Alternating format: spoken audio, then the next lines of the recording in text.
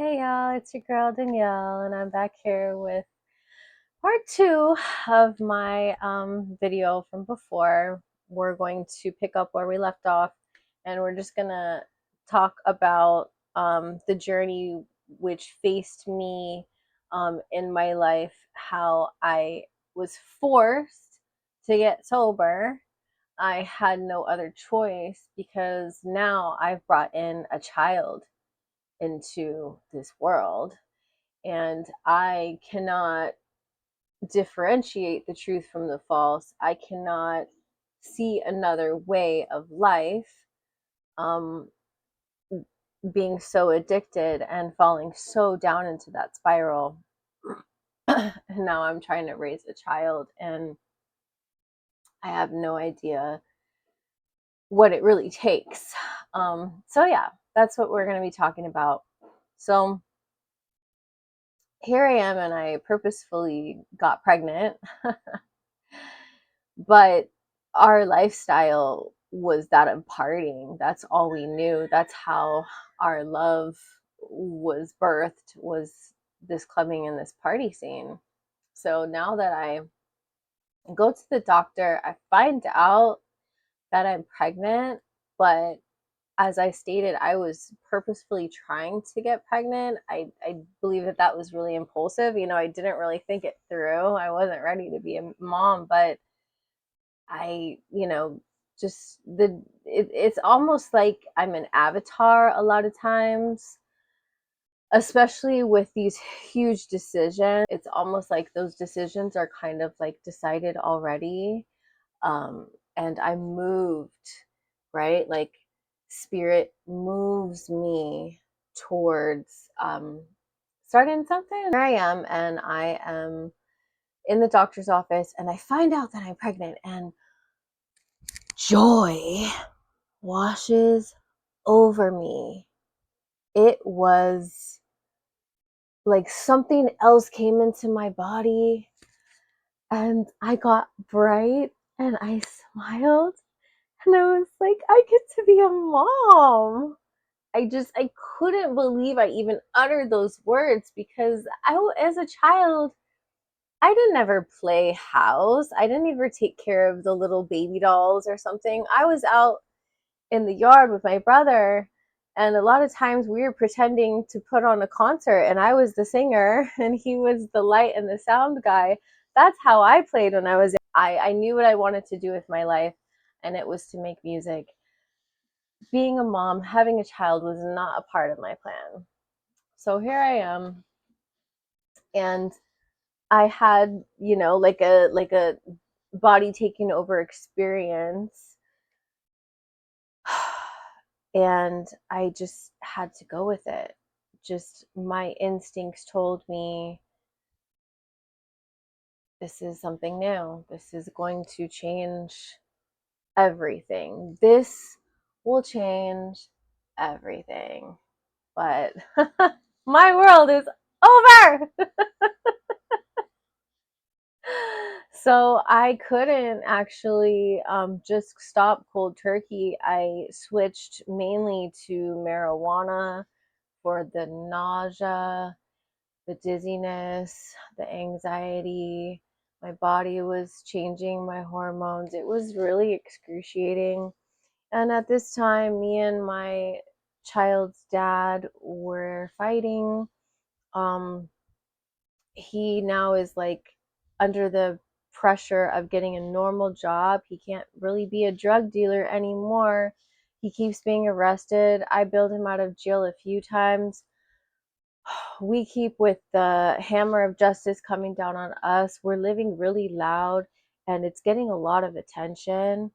So now I'm with child, and he is trying to find another way to make a living. And all the while, I'm still stripping, and I'm feeling more and more uncomfortable with it every day. I'm having to hide my belly, but actually just more, not so much the physical manifestation, but just the hormone, and that just, it was like a morality, like, just, I just didn't feel safe in my own body anymore, right? I don't know who can relate to that, but when you're freaking pregnant, you're sharing your body with something else. So that being also has a say. So going to the club and stripping was just not pulling tricks and doing shit on the side. Like, that was not feeling all right anymore. So anyways, me and the dad broke up. I spent too much time on that little portion, but I told everybody that I was doing music with. Actually, the whole town was behind me. Dancers were coming and dancing for free. My manager was getting crazy amount of people to come out and support me in my shows. But I didn't know that having a child was going to completely take over my whole entire life. So I told everyone, hey, I'm going to go have this baby. I'll be right back. That's what I said. I said, I'll be right back. Bruh, I didn't know, so I moved out of state. My parents had already moved to another state before me, and some of my siblings moved over there too. So I just wanted my mom. I was fighting with the dad. He took a train to Los Angeles, left me. I was cheating on him too. I was out of control. Toxic. I was toxic. Anyways, yeah. So here we are, and I'm in a whole new state. I got my brother, he's trying to take me under his wing, show me the ropes. I'm pregnant. Family was really there for me. I lived with my parents and I had my baby. And what an experience. I had postpartum depression. I was really, really weak. I was at my lowest when I had my baby because I was all of a sudden sober as well. And oh my God, not without those chemicals running through my body that I had been doing for years and years and years. I was freaking out. My world was over. Chances of getting back to the old life and doing my music again and picking up where I left off, you really think that's possible with a whole other human being depending on you for everything? No. Delusional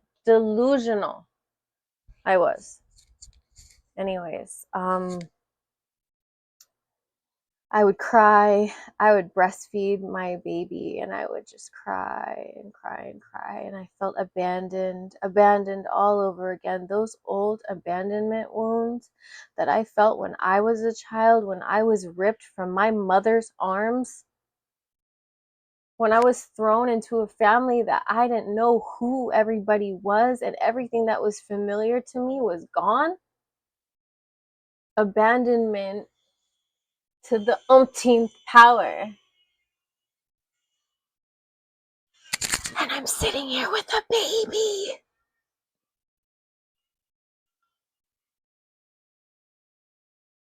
Not wanting to be sober. That's the last thing I wanted to be, was sober.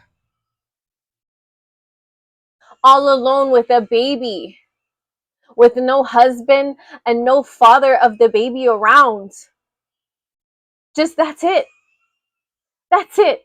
We exchanged one email together and he was giving me the whole victim story. I have Addison's disease. I got this. I got that.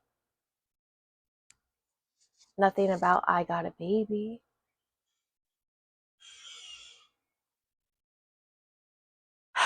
But no one's to blame. No one's at fault because, like I said, I was cheating on him. I wasn't even 1,000% that baby was his. I went and I pulled the guy that I had met at the club and we had slept together a few times, and I told him to take a paternity test. And he did, and it was negative. When my daughter came out, I took one look at her and I knew she was my husband's kid, let alone legal. I mean, she's your kid, man. That's okay. Because obviously I'm on a journey that I have no control over. Now I'm just depressed, alone, a little bit suicidal. I was suicidal when I was like 16, 17, when I started driving, and I was in love with that guy from my church. My best friend ended up hooking up with him. They're still married to this day. I used to listen to Careless Whisper by Tamia, and I would idealize. I would suicidal ideation me going and driving in my car up above the hill behind my house and listening to that song and just flying off. I hope YouTube doesn't cut this video. This is important. But yeah, suicide was never really a part of my story in a big way. It did present itself, but it was the craving. It was the brokenness of emotions. It was the craving of the body, the delusions of my mind. That was my disease. Now with the child, and I'm sober and I'm so fearful and I'm so resentful. I'm finding everything there is wrong about my family. I'm getting on dating sites and I'm hooking up with guys and asking my brother to watch my baby, sneaking out at night without telling anyone, just leaving my baby to go hook up with guys.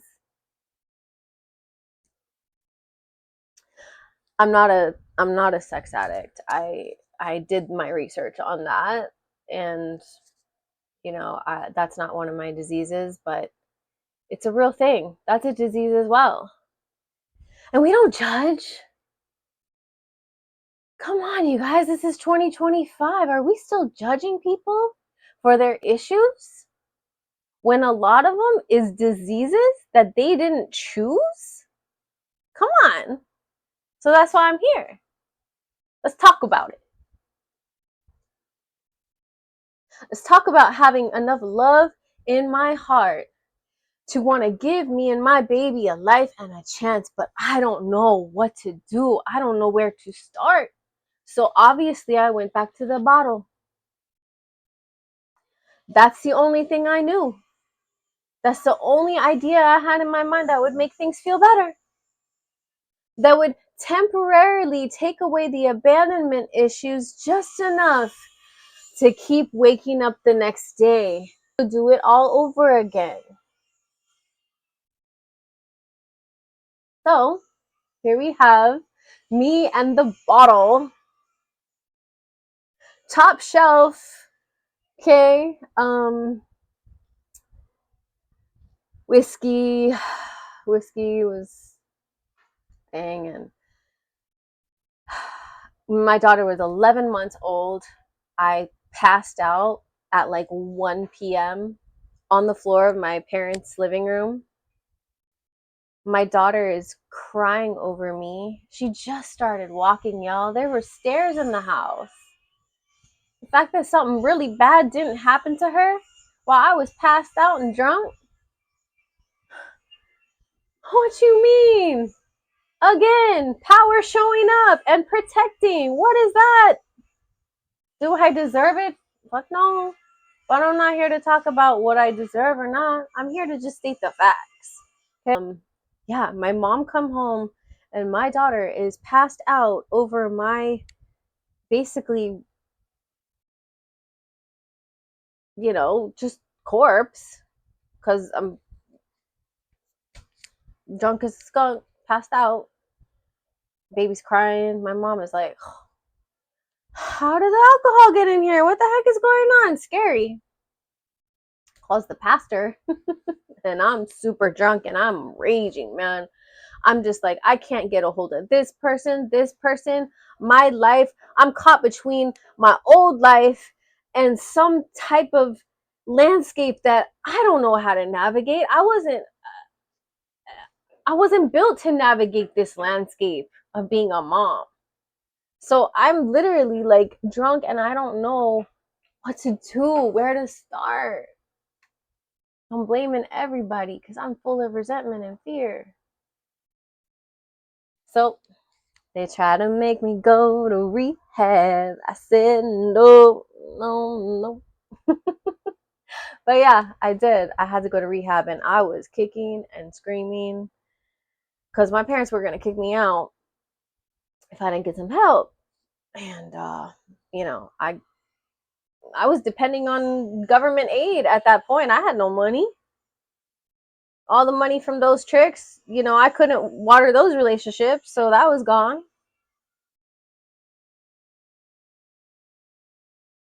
I went into rehab, and me and my baby were sleeping on the floor in the main hall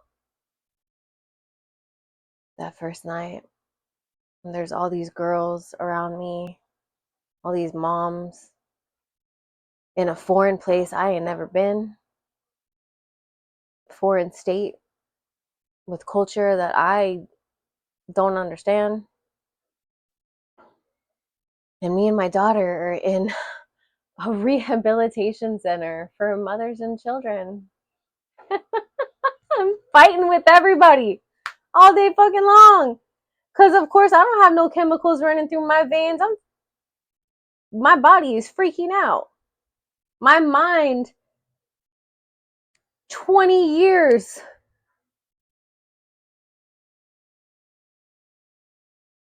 with nothing to do with it. No bottle to drown it in, no pipe to smoke it in. My life is over. You're done, son. So, the rehabilitation center took me to my first meeting.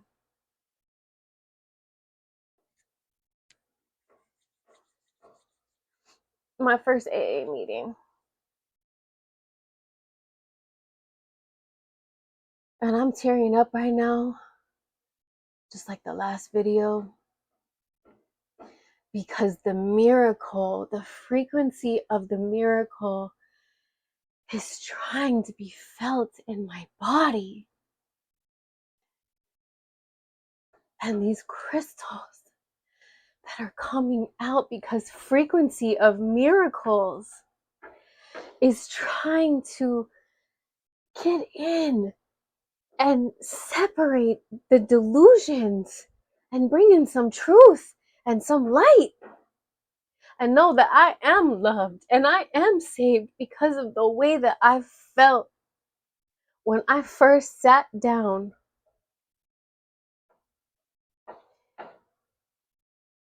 Spirit opened me up to a meeting of Alcoholics Anonymous.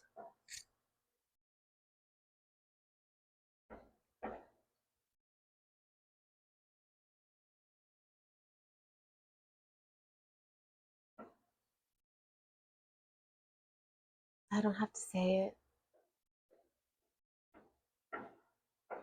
If you're here and you're on this channel, you know what I'm talking about. There are no words for your first. It's just like how I felt with that first hit.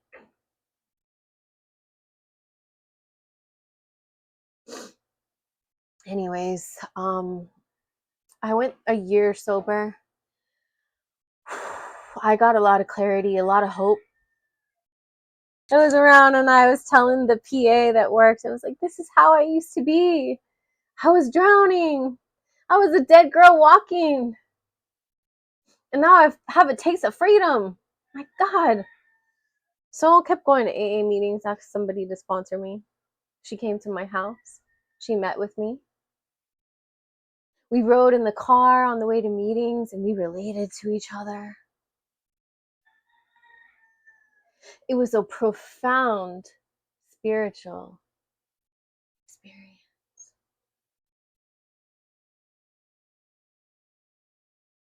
I miraculously it was available. Just as my body was miraculously available to house life, my soul was available for a chance at a sober existence. I went to the 4-step. We brought up something from my past that mm, mm, hurt. Because when the inventory is taken and one circumstance is addressed, it's not to this brain that I have, to the alcoholic, to the drug addict brain that I have, it's not about just this one time. It's about all the times.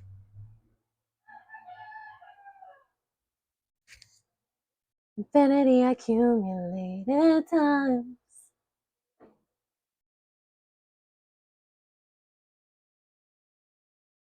Not about this one time. Themes of abandonment, of almost getting the boy. Almost doesn't count. That theme. Put it right here. Thumbnail. Almost doesn't count. Okay. We're singing that song. We're walking the dog. We're going to go see the friends at church as a young teenager. And the walk is far from my house to the church, but I got that song on repeat. Almost doesn't count. Theme of my freaking life. Huh. You almost made it. You were nominated for a Grammy. Your songs were hitting. You had the whole city behind you, and you fumbled the ball because you got pregnant. Almost made it.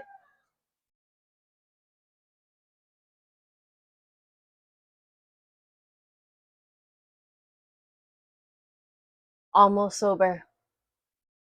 Because when those things were addressed in my 4th step, I went running. I couldn't see my part. I couldn't see how this had anything to do with me. It was them. They were to blame. Their dog bit me. That boy that I was drinking and drugging with sucked me in. He left me.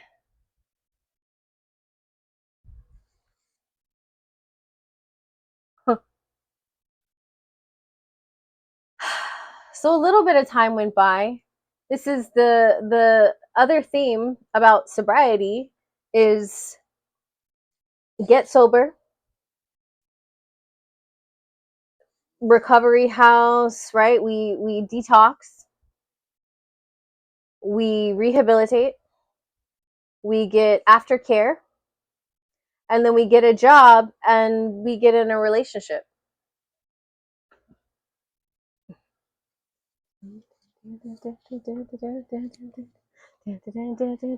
Round the hamster wheel we go, because it happens again and again and again. And then we're triggered.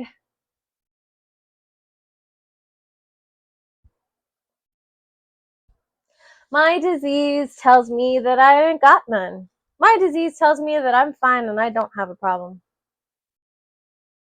My disease, as famously says in the rooms, is it's waiting on the other side of that door doing push-ups. Best believe my disease is getting stronger, faster, wiser than me all the time. And me still in my body with all my resentment and all my fears, and now my whole freaking life story, and now trying to exist in a job or in a relationship and move as a normal person who's okay now. How do you think that ends up? 9 times out of 10. I'm a retread. I'm a chronic relapser. Let's talk about it. Okay? Man, I was living at the shelter with my kid. The shelter. It was bad. Everybody was smoking meth. Those cockroaches crawling on you at night are biting you because they're going from unit to unit, inhaling the smoke. So they're getting vicious. And I'm trying my hardest, man. I'm like, I'm taking my daughter to preschool.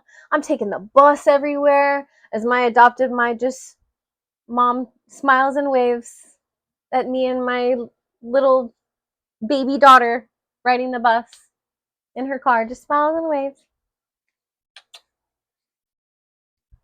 Good luck with your sobriety. Shout out to Tough Love, though. I'm here to testify that it fucking works. As a parent, when you let your child go and you know that they have a problem, man, that's kind of strong, actually. Well, that's my opinion, okay? That's my opinion. But anyways, let me put my hair back because I'm freaking fiddling with it. Ooh, fiddling with my hair too much, and I just want to focus on getting this story out. Okay, so we are now sober, living at the shelter, but not going down the right path again, because I'm talking to guys, and this one guy that I meet on the bus, he happens to stalk me. He literally moves from one side of this place to another. I'm not talking, he moves towns to come after me. And I find that it's flattering. I don't see no red flags. I don't see no red. The only red that I see is when I tried to do my steps and I saw red when I tried doing my 4th step. But when it comes to men and dating, I don't see no red flags. Shit. You like me? Okay. I need help because I'm the only adult here. And it's just me and my kid, which is very wholesome. But at the same time, I'm going to say it. I'm going to say it, you guys. I'm going to say it. One single parent, as an alcoholic and an addict, taking care of a child or more, very triggering and very depressing. Life over.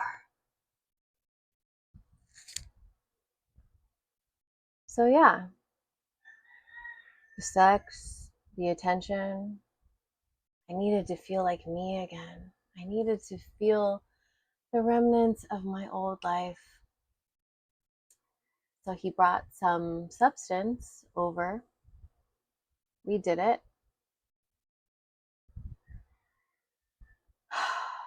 Man, it wasn't what I thought it was. It was harder. And I was resentful. Because here I was, and I was going to try to be sober on my own. And I could. I was convinced that I could do it. So as long as I kept my head down, I was in school, I was going to work, I was making sure my daughter was taken care of, I was handling it quite nicely. But that relationship,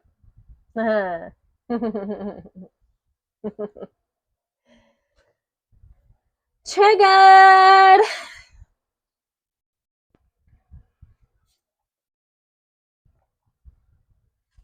Thank y'all for bearing with me. I just love you. So anyways,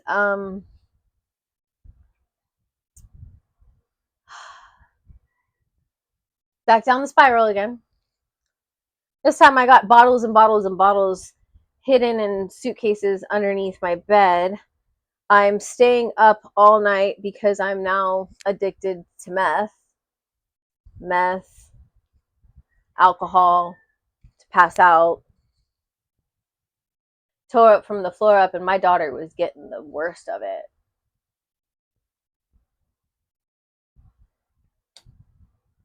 But I don't care.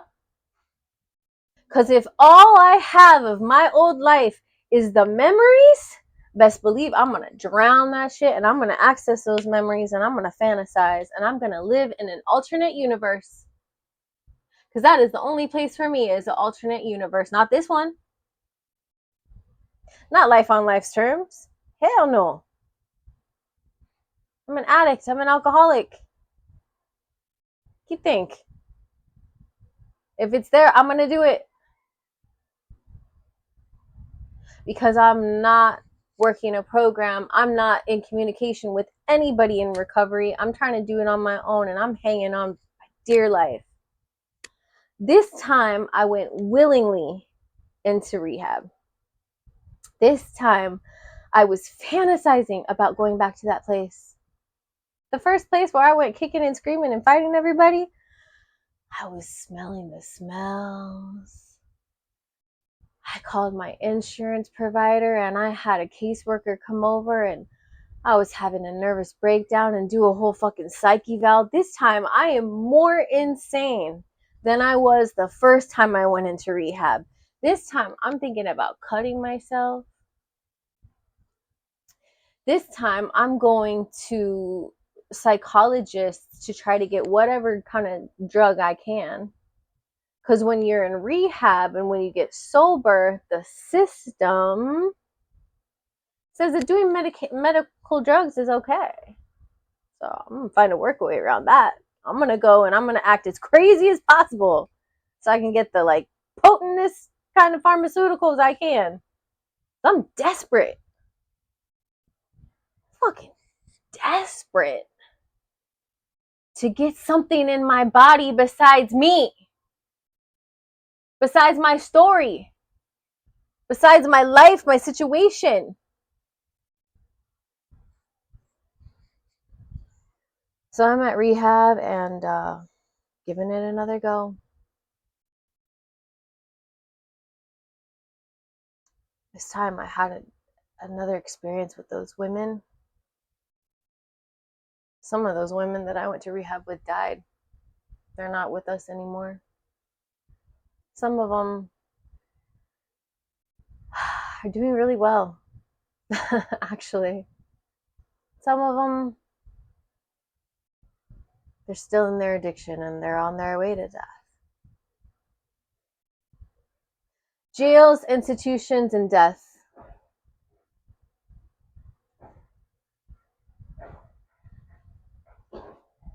That was the only options for me. I met a girl. She decided she'd be my sponsor. She picked me up and she took me in her sober mobile. That's the one where you have the blower. You know, you catch a case and you gotta blow in something to get your car to start. Yeah, and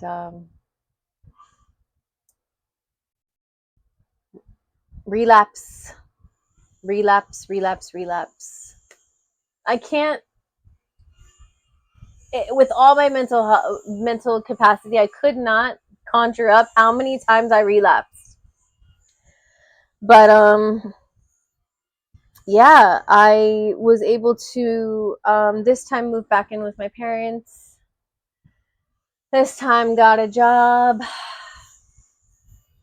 Started on the dating sites again. My daughter can't grow up fast enough. I'm like, quicker, come on. I want my life back. I want to date. I want to have sex. I want to do. I want to party. So I once again am working and getting resentful. I meet a guy who agrees to pay all my bills in exchange for some things. And he's got the good stuff. He's got the really good stuff. So my daughter's at preschool. I just go and I use and I earn my daily pay. Super skinny, super fast. Everybody knew what was going on. My mom and my sister are chronic CPS callers. CPS has always been in my story as well. Congratulations, you almost were a mom. Almost doesn't count. What do you do as an addict and an alcoholic who doesn't know how to stop and whose kids keep getting taken from you? What do you do when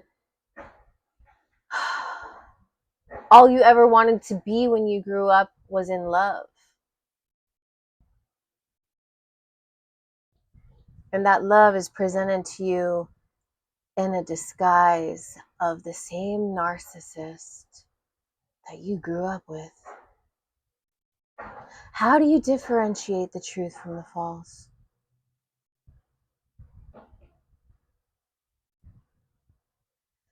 How does your frequency in life bring about the same story again and again and again?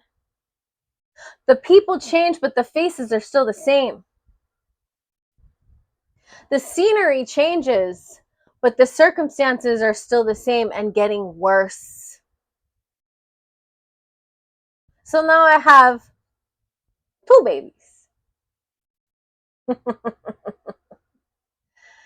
Another one, baby daddy abandons me.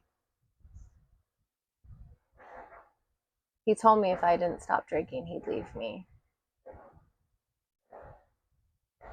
He drank. He partied. No one is to blame. These people that are a part of my story actually contribute the most crucial pieces. I'm going to end with this.